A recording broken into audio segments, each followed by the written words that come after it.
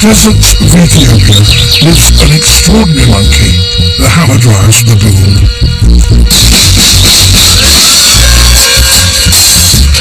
They live cheek by jowl in close-knit families.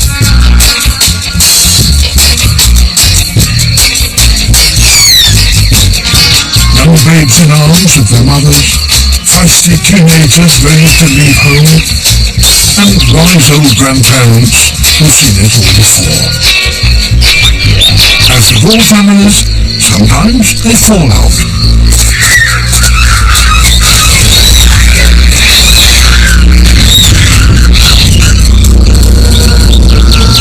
These are clever animals with complex relationships. For the last 5 years, one man has given up everything to try to understand them. He knows them all by name. They trust him to walk among them, and he looks out for them when they run into trouble. They share their home with a local tribe who shoot baboons for target practice. Life with the baboons is full of ups and downs, and this year is going to be very special indeed.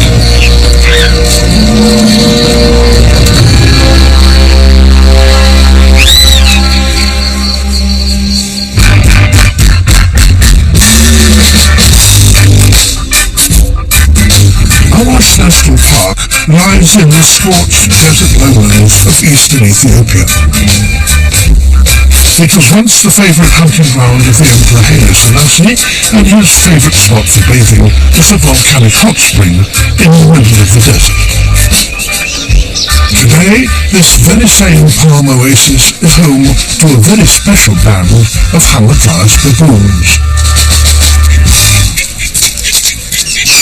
They live high on the cliffs in one large group over 200 strong. There's no single leader in the group, but the lion-like males rule the roost and lord it over their harems of females. For the last 5 years, every detail of the baboons' lives has been intimately observed by a pair of biologists. Australian Matt Pines and his Ethiopian assistant Teklu Tesfaye are now honorary members of the family. It's a very special feeling to be amongst wild animals and to be accepted by them, to be considered almost a part of their environment. And I don't know if they actually consider me as another baboon or whether they consider me just another animal in their environment that's safe to be around. And being amongst them is almost like watching a soap, watching the day-to-day things that are going on. There are a number of individuals here that I absolutely adore, and every time I cross their path I just give a greeting to them. Back here we have Critical, and he's now got himself 4 females quite quickly. What breaks my heart is the young skinny one on the edge there. She's one of my favourites. He used to come and visit me quite regularly, and now that she's with him, she doesn't come and see me anymore. Calm is now the 4th female in Critical's harem and still has a lot to learn. Matt has watched Critical grow up over the years and hopes that this year he'll see Critical become a father for the first time. He'll have to keep a constant lookout for rival males who are always waiting for a chance to kidnap one of his females. A large male called Frodo is already trying to move in on Critical's harem.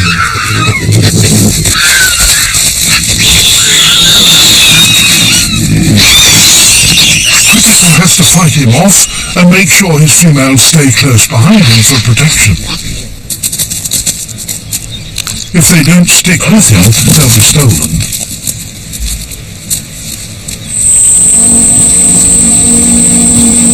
With order restored, Critical and his family settle down for the night.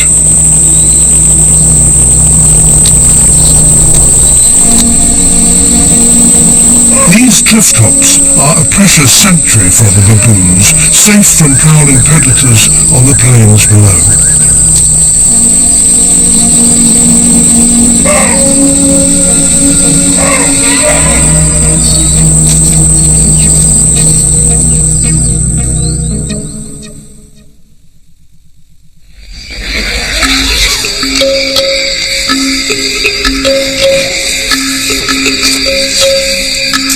For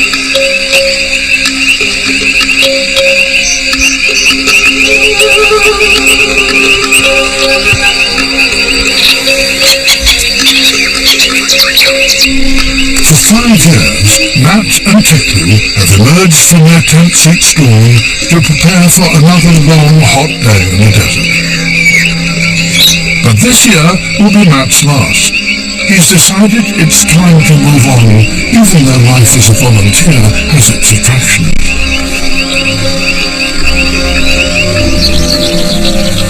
My life is such a simple existence.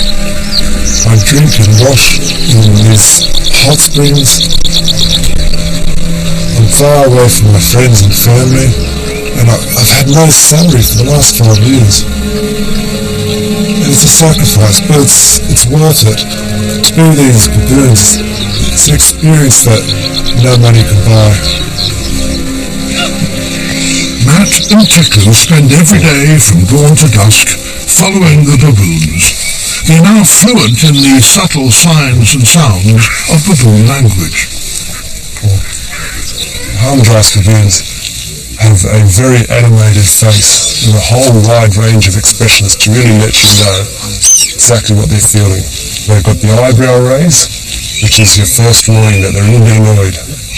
And if you don't take that hint, they'll lunge at you a bit. An eyebrow raise again, so I'm getting frustrated here. And if that doesn't work, they start to grind their teeth. And if that doesn't work, you get this kind of look. It's almost like, I can't believe he's still there. I can't believe I have to keep threatening him. There's always disbelief in them. And then finally, if you still haven't got the message, they charge at you and they come right up to you and really give you the full force of their power and their strength. Believe me, it is intimidating. The first fight of the day is brewing near to the cliff. Once again, Critical is defending his family from attack. He's threatening another male called Saf, who's trying to steal one of his wives.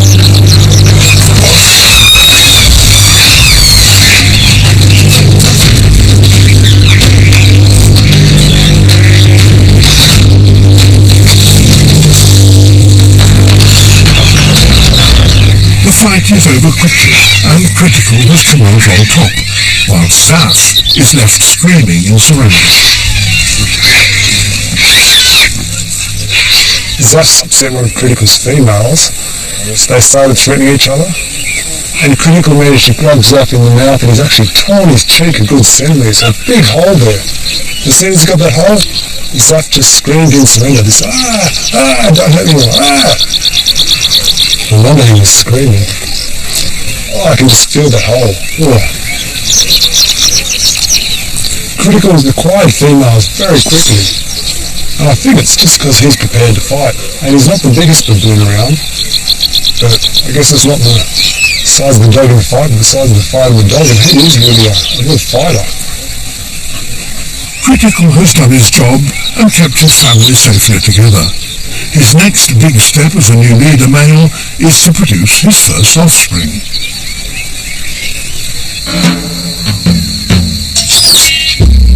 With the fighting over, the group is calm once again, and they slowly start to move off for the day.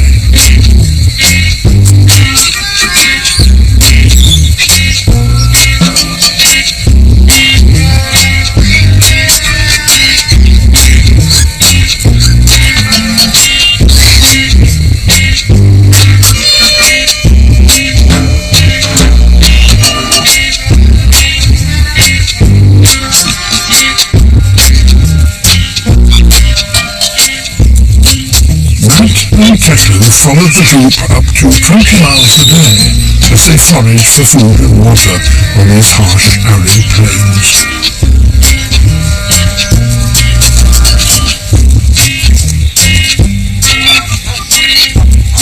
Hamadryas are desert baboons. To eke out a living here, they can't afford to be fussy feeders. They'll eat plants, insects, even small mammals. Surviving in the desert is hard enough, but the baboons face an even bigger threat to their daily existence.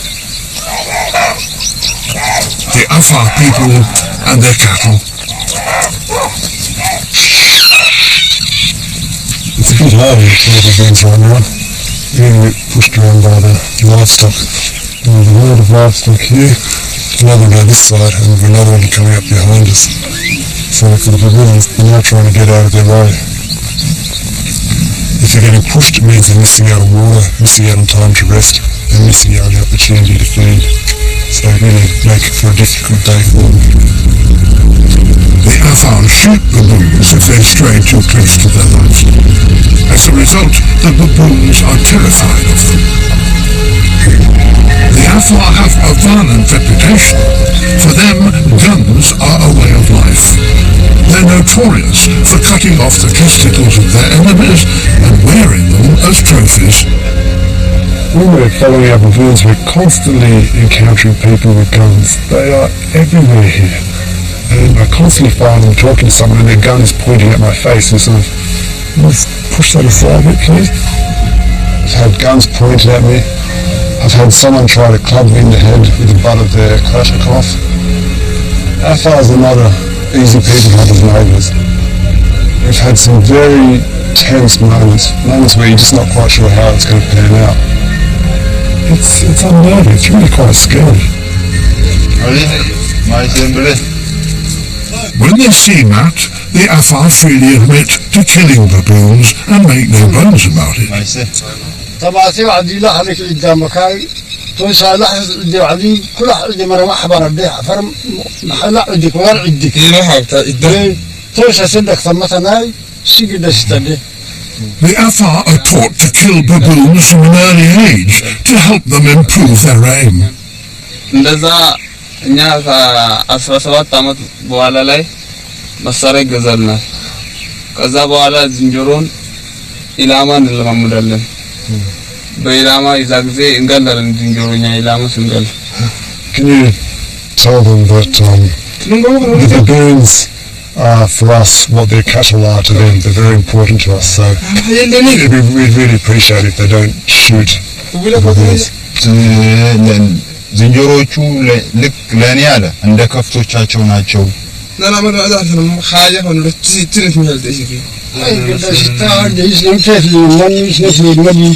ترى نعم. يا ترى قد شتاء. سلامته. سلامته. سلامته. I can understand why they would defend their animals, because their animals are their whole bank balance, it's their way of life. It's just this conflict of Afar and park wildlife. It's sometimes there is problems when the two overlap.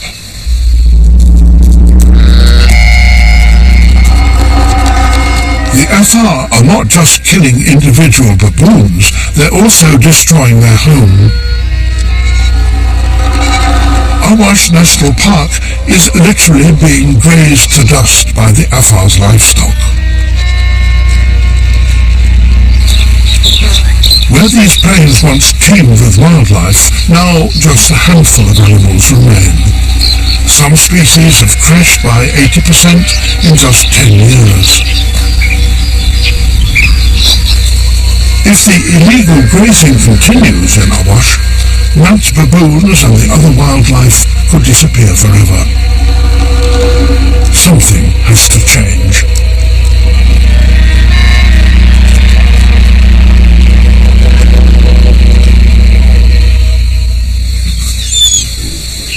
Every evening the baboons return to the safety of the cliffs for a long grooming session before bed. Critical's new female, Calm, is carefully combing his mane. But grooming is not just about getting clean, it's an intimate family ritual that bonds them closer together. And Critical isn't the only one to get a grooming. I've got someone grooming me on the back.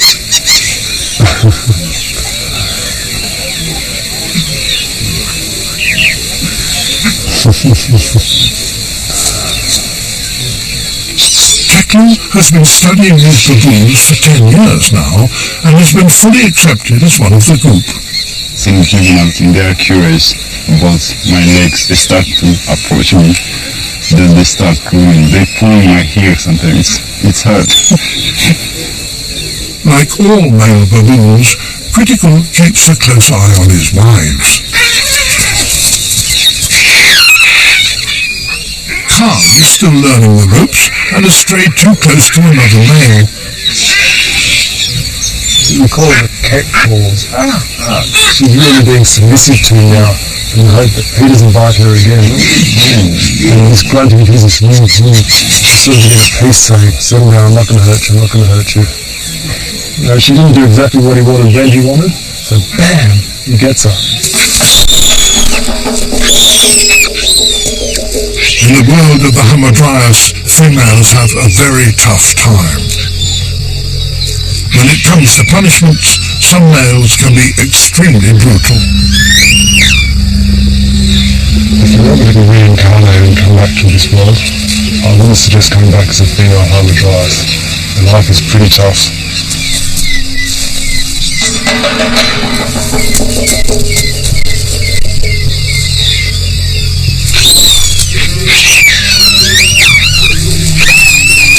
These females get very little say in which males they're with. It's the males who make that decision. If they stray too far from the male, he punishes them. You have to see some females with bloody neck, torn ears. Life's pretty rough for them.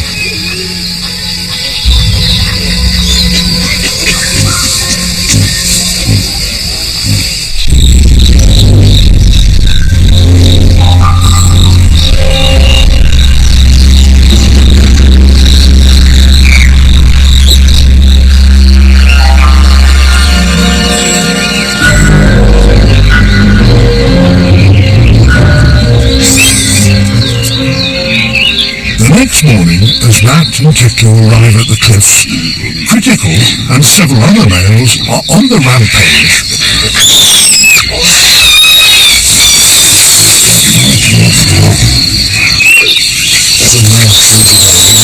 Showing yourself and strength just like this.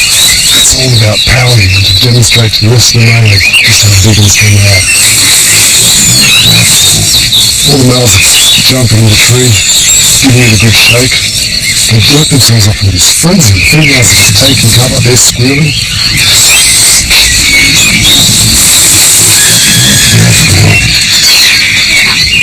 It's impressive, it really is impressive. Hamadryas males love showing off.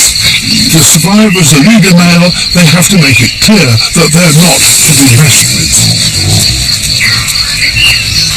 And now again, Khan just settles over the group. It's almost like nothing happened. That's Ken, named after my father. Good man, that one. Good man.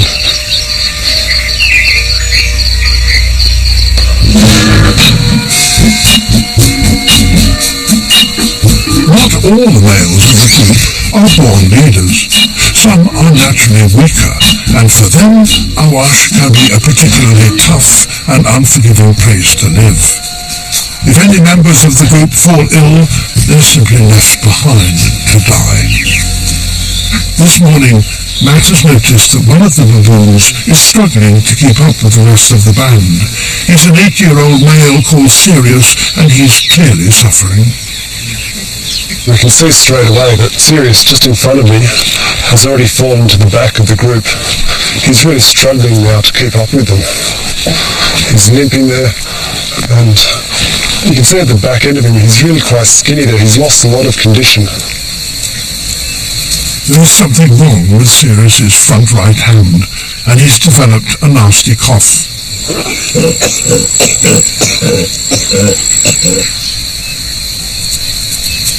Sirius can no longer climb trees to escape from predators, and he can't reach the baboon's most important food, the palm fruit which sustains them for 5 months of the year. Sirius has to wait for scraps to rain down from above. Sirius would normally live for another 10 years, but Matt suspects he won't survive for long in this harsh environment. He does have this fistula growth or something on his wrist there, you can see. He has this hacking cough. One of the dilemmas that I face as a wildlife biologist is whether to interfere or not. I mean, potentially we might be able to help him and save his life, but the other side of the coin is our position here is simply just to observe and to see what happens.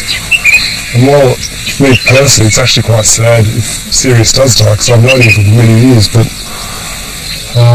I guess the harsh reality is his death may mean life for other animals, for jackal, for hyena, for vultures. That's the way things are here.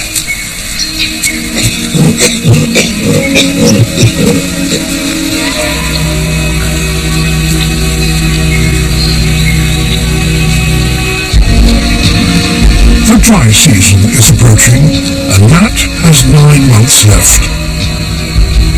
The baboons are on their way to find water. Even for these desert specialists, the midday sun is fierce, and the baboons have to retreat to the shade.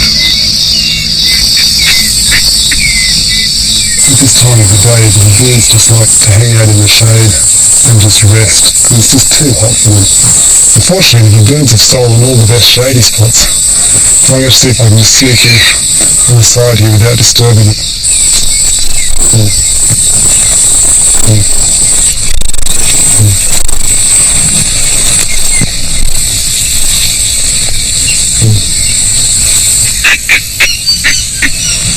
I'm envious of these young ones' energy. Almost any time of the day they're playing. They chase each other around like tag, and they play hide and seek. Anywhere, any place, there's always something that they can play on, whether it's a termite hill, in the dust, in the mud.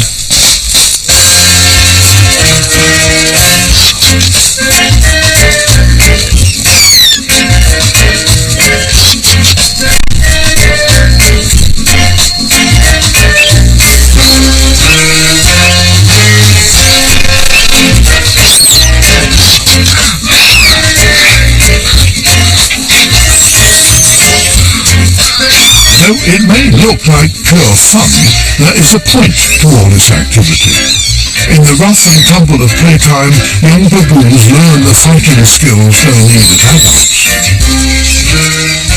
Today's king of the castle will be tomorrow's top male. Critical is clearly performing well in his new role as head of the family.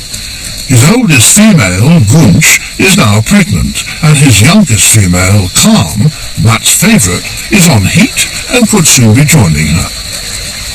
This is critical coming in here now with his 4 females.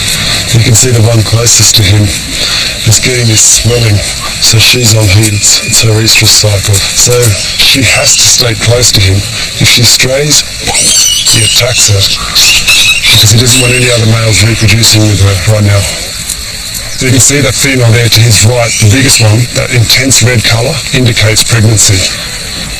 So probably in the next few months we're going to see Critical have his first baby. It's the start of his family.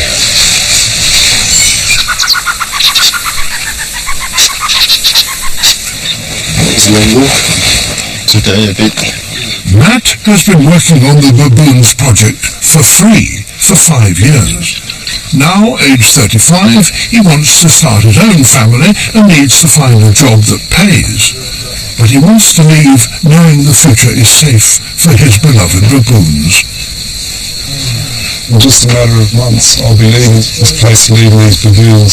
So my goal for this year is to do whatever I can to ensure that they do have a future. And I think this is going to entail me really sitting down and discussing with the community, the AFAR, to try and come up with a solution that will allow both the baboons and the AFAR to coexist.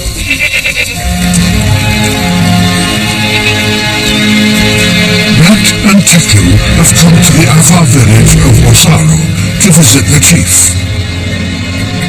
Matt has the daunting task of trying to change the way the AFAR see baboons. To them, the baboons are simply pests that need shooting and are no good to anyone.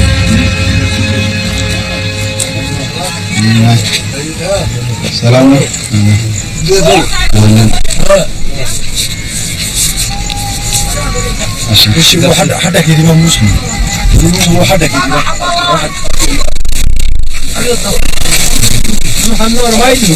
The chat plant is a natural narcotic that's sacred to the Afar. Chewing chat together is a social ritual that dates back thousands of years. أوله آدم آخره محمد قال لك العلم حرمته أمين اللهم صل Only after all the necessary customs have been observed can the meeting formally begin.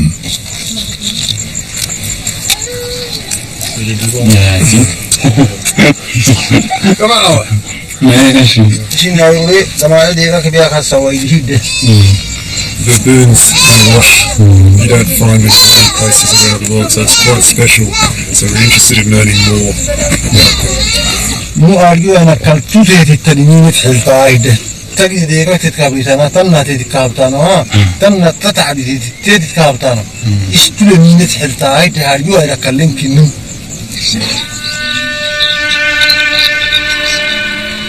The Afar were here long before the national park was created. They were cleared by force from their lands and have nowhere else to go.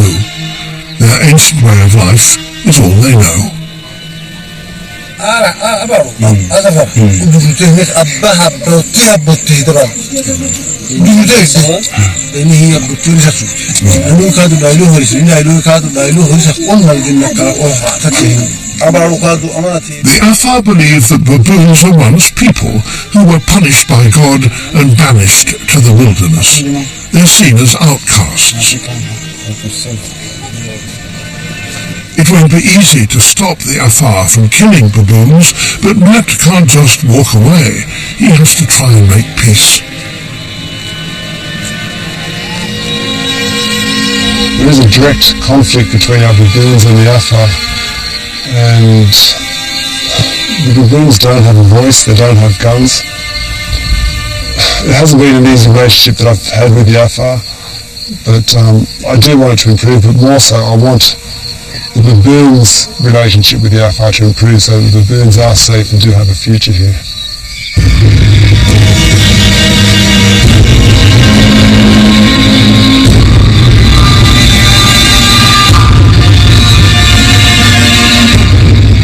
This is a conflict that's being played out in almost all the national parks across East Africa. Both the wildlife and the people have a right to be here.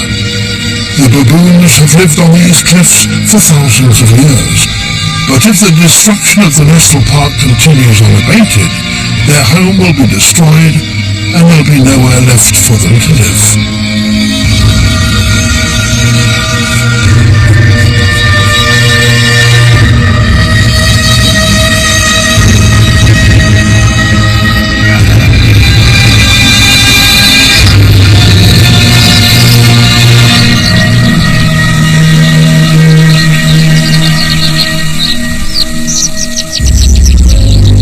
The dry season has begun in earnest. Within a few hours, temperatures will climb to over 40 degrees. At this time of year, the weak and the infirm struggle to survive. Sirius, the sick 8-year-old male, is in grave danger.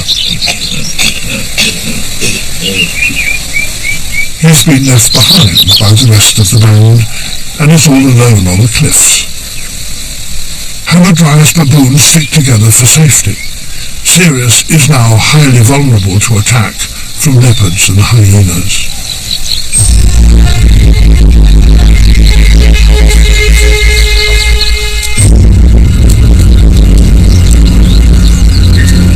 Without the protection of the group, Sirius is unlikely to survive another night.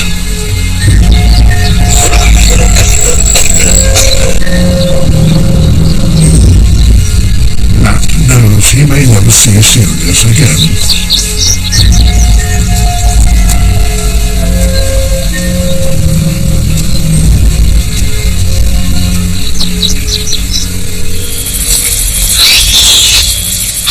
Matt and Pickle have walked an hour from camp to find the rest of the band, who've spent the night on a different cliff. When they find the baboons, Matt notices that Beth has a brand new infant. When they're first delivered, new babies are covered in black fur and a source of great excitement to all the females.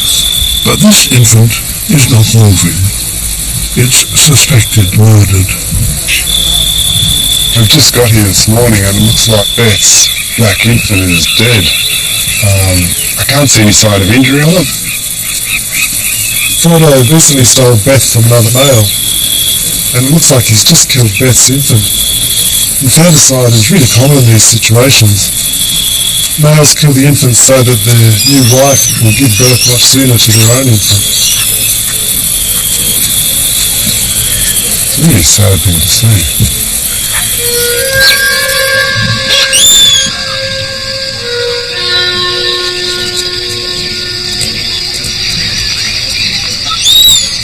As the band moves off all day, Beth struggles to keep up. Normally, even a brand new infant would naturally grip onto its mother from below as she travels. Sometimes they will rise on top of her back.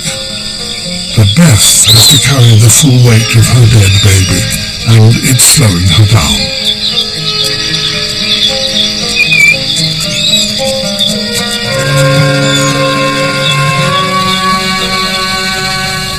For days on end, Beth refuses to abandon her baby.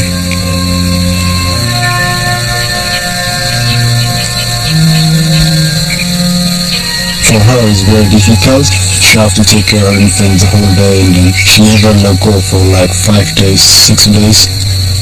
Even if when she sleeps, she never let go. Whole night she will be screaming. She feels very sad. Me too, I feel sad. I can't do anything.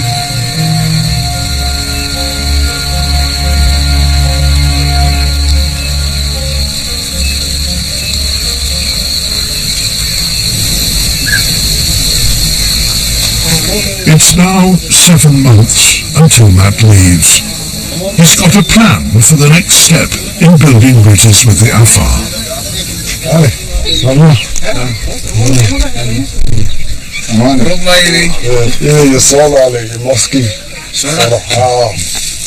Having asked the chief at his meeting what he can do to help, Matt has raised funds to buy a new solar-powered light for the village mosque. The Afar are Muslim, and for them prayer is an incredibly important part of their life. And so one of the things they've asked us to do is to provide solar lighting so that the children can learn the Quran during the night time. So this is for us a really positive way that we can help the community, and it's a good way to strengthen our relationship with the Afar.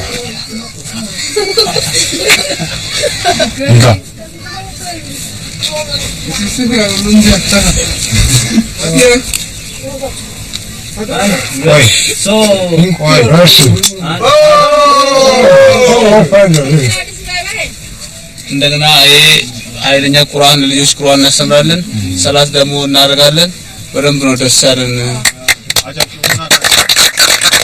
It's a small step, but gives Matt a little more hope.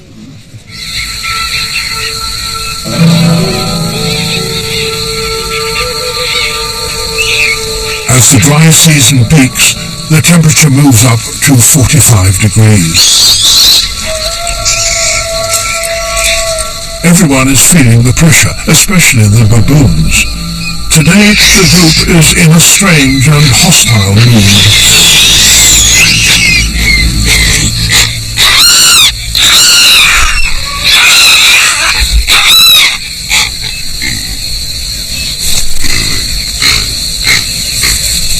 He wasn't really threatening me there, but he was indicating to the others that he was upset, and he was, this is a call for the others to come and help me. But he wasn't really giving me the eyebrow raise and everything. It was just a, this guy's a threat, come here. Oh, they really stood up at present.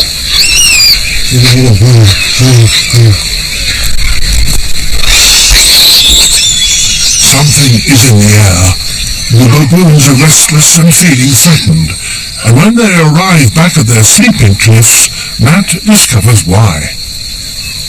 And other baboons have arrived late at their cliff and found that another band has actually moved in and occupied it. With the two bands together, there are over 500 baboons trying to squeeze onto the cliffs. The tension is rising, and they're about to go to war.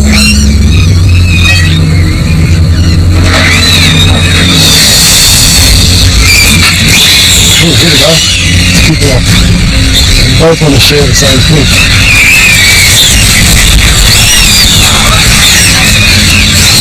Chaos of battle presents a perfect opportunity to steal females from the other bands.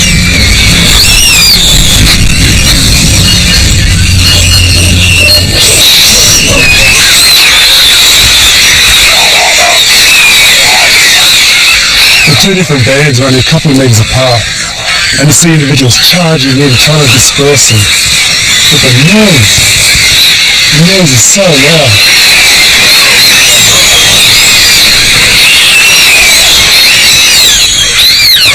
Funny how these moments of quietness were often just settlers, and they can just build up again. It only needs one individual in charge and suddenly back at each other. And here, it's females screaming, so they squeal to bring up their male, and it's working. She's going to start a war if she keeps this up. Over here, it's building up again.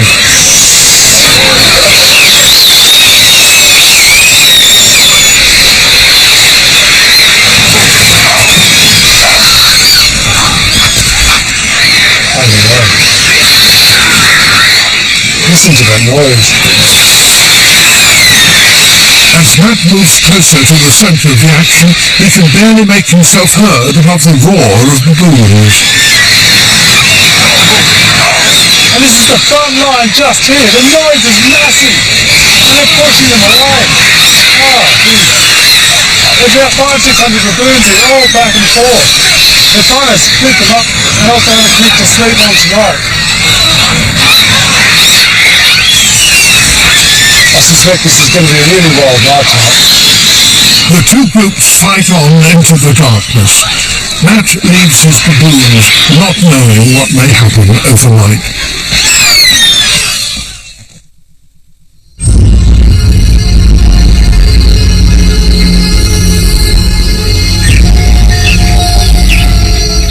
The next morning, Matt and Tekla return to the cliffs to assess the damage to the group in the aftermath of battle. You can see they're still a bit nervous.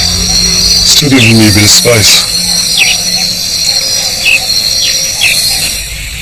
I've been doing a roll call of our baboons this morning since their big fight, just to see if they've lost any females or actually gained any. And it doesn't appear to be any changes. I think Critical's managed to keep all of his females. It's not an easy feat to hang on to all those females when all this chaos is happening around him, so he's done really well. But in his valiant efforts to keep his family safely together, Critical has been injured. So it looks like Critical's front tooth is very loose, and it looks like it's causing a lot of discomfort because he's constantly looking at it. Oh. Somebody call a dentist. And I'll be interesting now to see just how it affects his behaviour, because he wouldn't want to be fighting while he's got this problem. I feel like it sends shivers down my spine just seeing his tooth flopping about. It seems that this is one battle he didn't win. He's now got himself an injury. Critical is not the only casualty. A young infant has received a severe bite on the arm. That injury is like having a shark bite. It's really a chunk missing. Normally they tear each other, rip each other, but not tear chunks of flesh on it. That's as bad as I've ever seen. I don't think this guy's going to last, unfortunately. With that arm completely out of action, he's going to struggle to survive.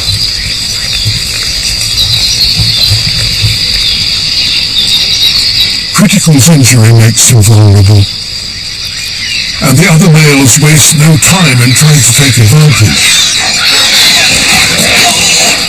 Sensing his weakness, a gang of females are trying to steal his females, but Critical is not backing down. There goes Critical, he's chasing him.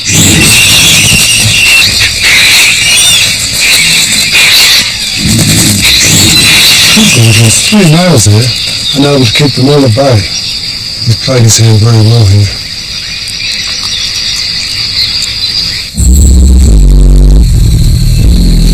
The baboons must now travel further and further each day to find food and water.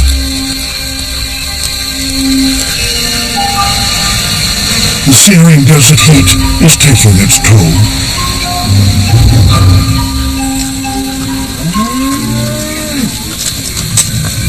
At this time of year, the Afar and their cattle are starving. Every night after bringing in their livestock, the men gather together to pray to God to bring them rain.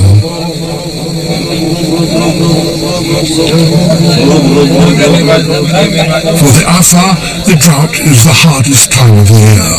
It's a time of death and hunger.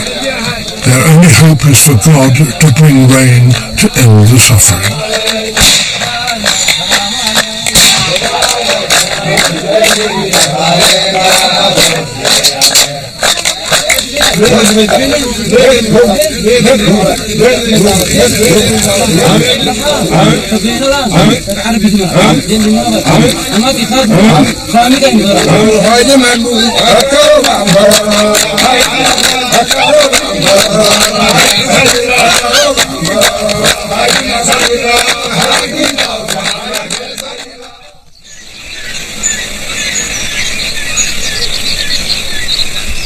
The next day, the sun is as hot as ever, and the baboons are on the move early. As usual, they head straight for the palm fruit, their favourite food. Critical has now lost his wobbly tooth, and is finding it hard to break through the fruit's tough shell. The bands of palm-grass baboons in this part of Ethiopia are amongst the biggest in the world, and the key reason for this is the palm fruit. The palm fruit here is able to sustain the baboons for up to 4 to 5 months per year. It's a food that both the Afar and the baboons like.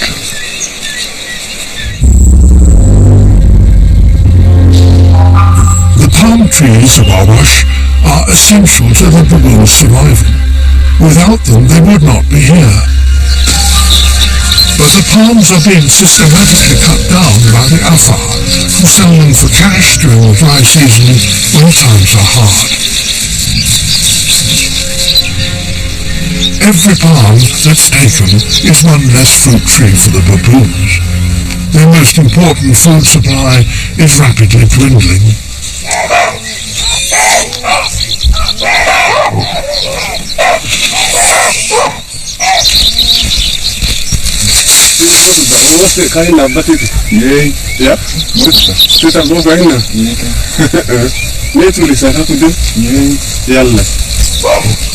Is there as much palm today as there was when he was a small boy?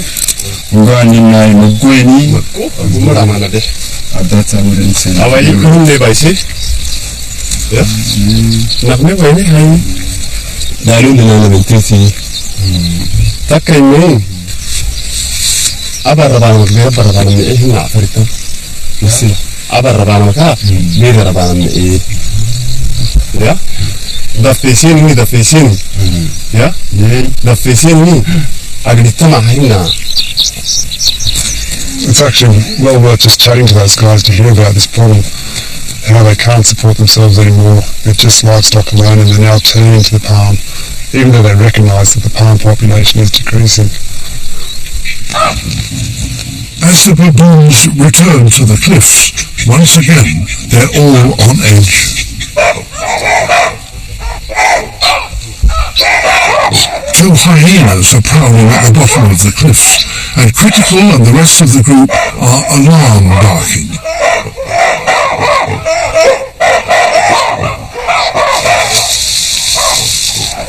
By alerting each other to the presence of predators, the baboons have successfully driven off the hyenas. But as one threat goes away, another rears its head. The Afar have been at the baboons' precious sleeping spot, cutting down palm leaves. This is unbelievable. Just here, on top of the cliff where our baboons sleep, the Afar have been busy cutting the palm leaf. If it's overdone, it just kills the tree. And this is really bad news for the baboons. If we lose these trees, then that will just decimate this whole group. I have such an emotional attachment to these animals. I would hate to see anything happening to them. This is just so disappointing.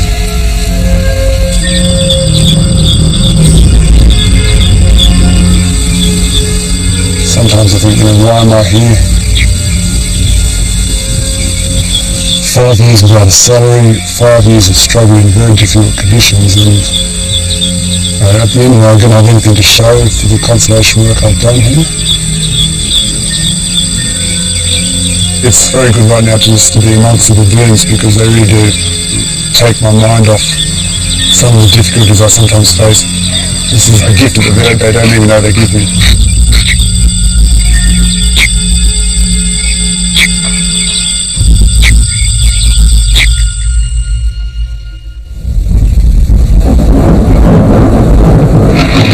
Afar's prayers have been answered. Finally, the rainy season has arrived.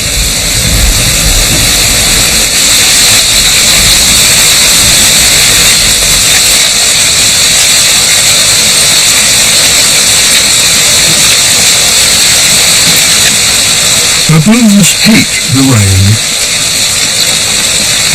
These once majestic males look truly miserable.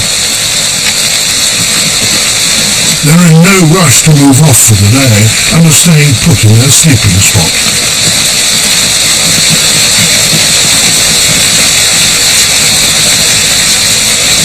At least they can have a drink without having to travel.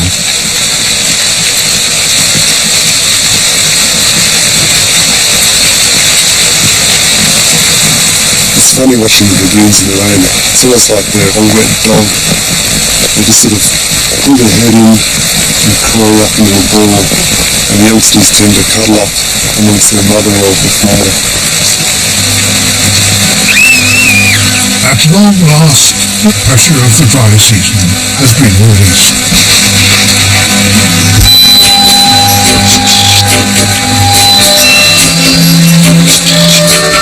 Once the storm has passed, the baboons dry out and then venture into a whole new world.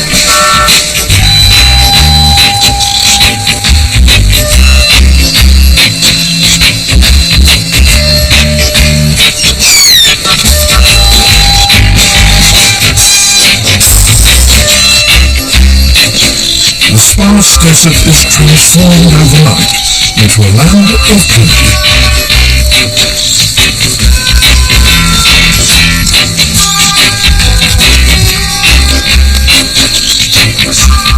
The wet season shows Awash in its greatest glory. It's a unique place, home to some very special animals.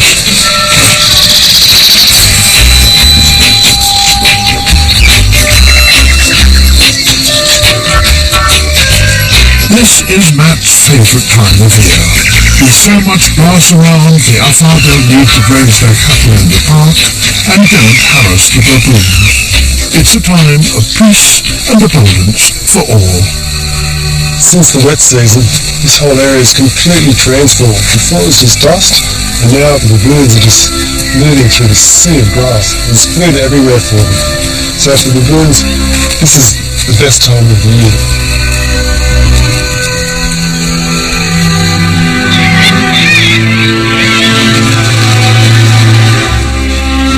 Matt's time in Awash will soon be over. He knows that if the baboons and their desert home are to have a future, he has to persuade the Afar to see them differently. These baboons are a valuable asset to this region and to the people, attracting researchers and attracting tourists. We really need to show the community just how valuable these baboons are. Matt has worked hard all year to make friends with the Afar, and he's starting to earn their trust. Now he wants to show them a way of living with baboons that could actually be of benefit to them.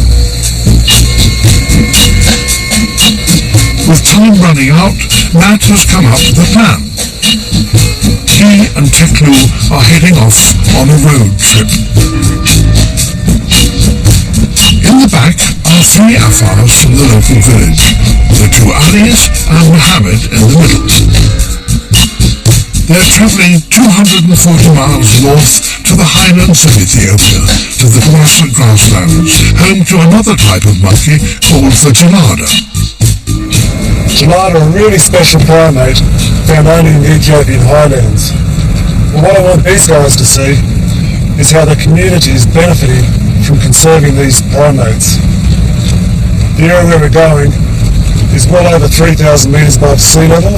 It's an absolutely beautiful landscape, very cold. For these guys, they've never been to the highlands, so it's a completely new experience for them.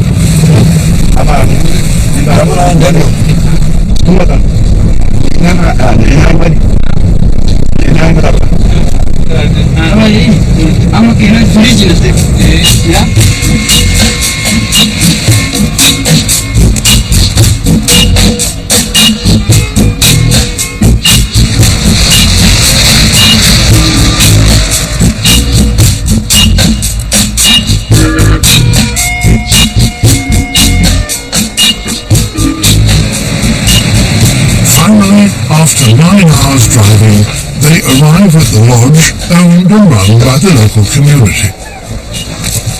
Ah, Eastern delegate.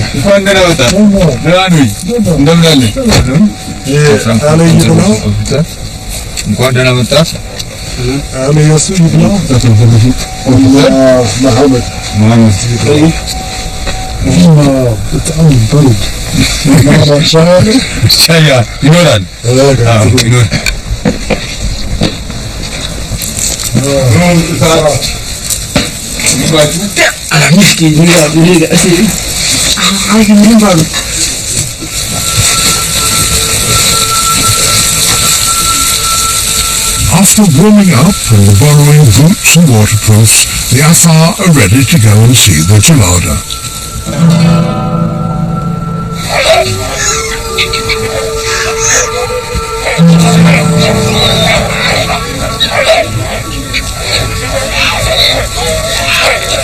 Gelada are totally unique to Ethiopia, and with their long woolly coats, they are perfectly adapted to life on this cold, wet plateau.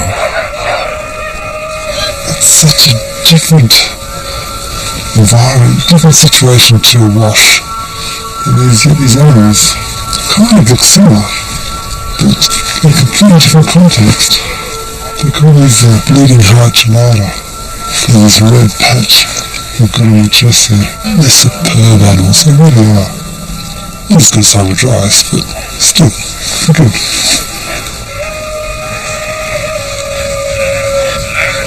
For the Afar, it's unusual to get this close to wild animals, as they normally scare them off.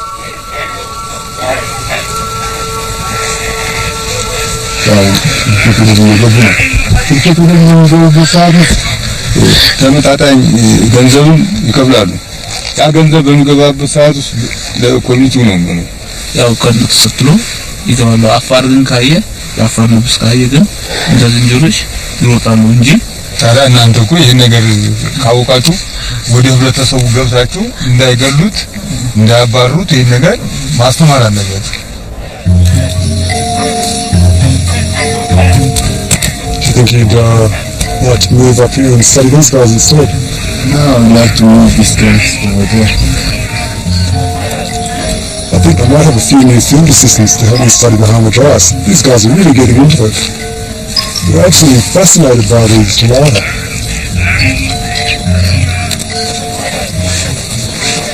You're wearing that down, I think. Yes. Oh.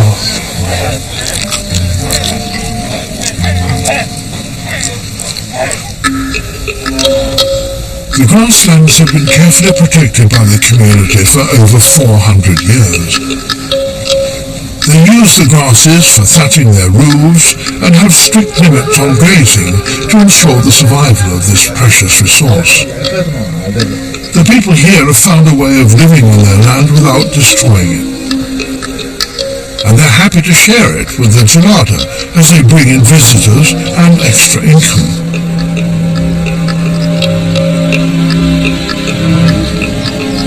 After a long day following the Gelada up and down steep slopes, the lowland visitors are exhausted. But Matt's plan to open their eyes to a new way of looking at wildlife seems to have worked. አሁን ከዚህ ብዙ ነገር አይተናል። ያው እዚህ ጥቅም እንደሚያስነባ አይተናል። የኛ ዝንጀሮች እንደማሆን ሄደን እዛ ያው ተምሬያለሁ። እኔም ደግሞ ከአሁን ወዲያ ዝንጀሮ ለመግደል አይደለም ለማስጠጋት እሞክራለሁ። አሁን ዝንጀሮ አይተናል፣ ጥቅም አይተናል። ዝንጀሮ ሳይሆን ይህ መሬቱ አይተን ሁሉም ነገር አስረድቷል። ከአሁን ወዲያ ያው ገቢ ምንጭ እንደሚገባልን ለኛ ያው ለህብረተሰቡ እናስረዳለን፣ እናስተምራለን። ያው እንዳይገደሉ እናስጠነቅቃለን። My hope is now that when they go back to their villages, they can really sit down and discuss with the other community members and tell them about their experience here and what they've learned, and hopefully we might see a bit of an attitude change in Yaffa towards the home dry. So for me, that's the big goal here. I think we've taken a step towards that.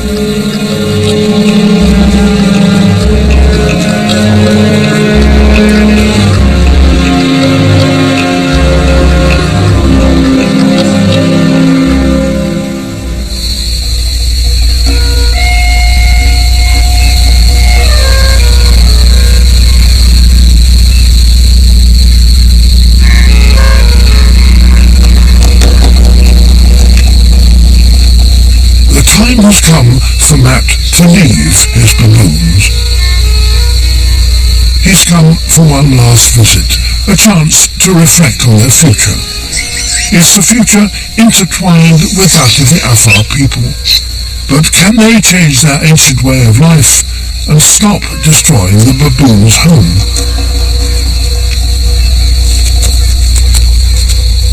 It's not an easy process just to make them switch from one thing to another. This takes a long time, and we're talking maybe decades for this change to happen. The question here is that will this land survive decades? I don't know. I don't think there's that much time left now. I think we're really at a critical point where something needs to change and change soon.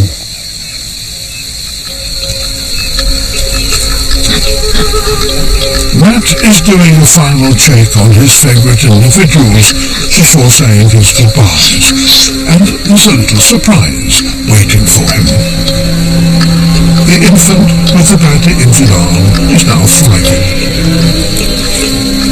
What's really promising is the infant is actually looking quite healthy despite this really severe injury. I think he's going to be okay. I have a good feeling about this one.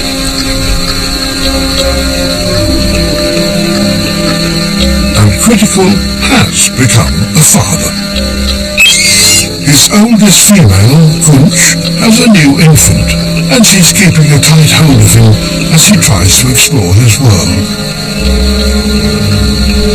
And just last night, his youngest wife, Calm, Matt's old favourite, gave birth to a baby girl, and she's attracting a great deal of attention from the other admiring females.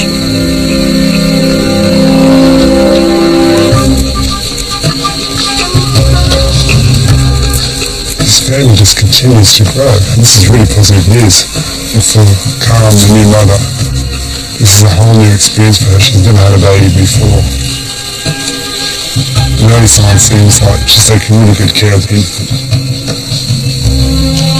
I don't think Critical's going to get fathered with the year. Some of the males actually are very tolerant with their back infants and allow them to climb all over them.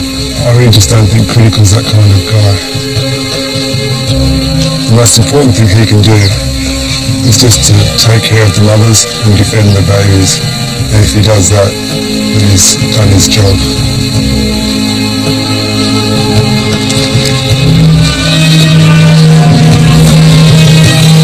In his 5 years here, Matt has made a difference.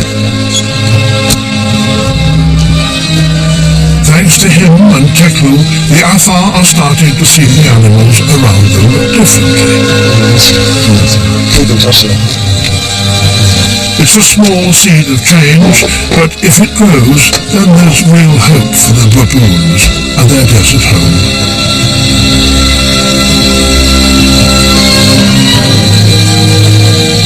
To say goodbye to these baboons, I think that's the hardest part.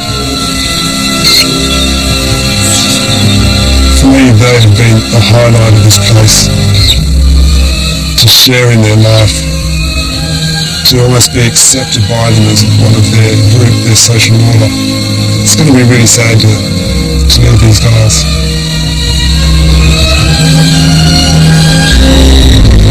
One big hope is that both the baboons and the Afar can peacefully coexist and that this magnificent place can have a really good future.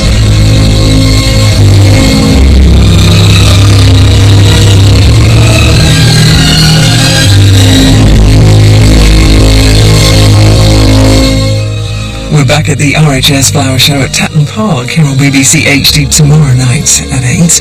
Back to tonight though, and from a hole in the ground to the automatic flush loo of the future with an unspoken history of the toilet.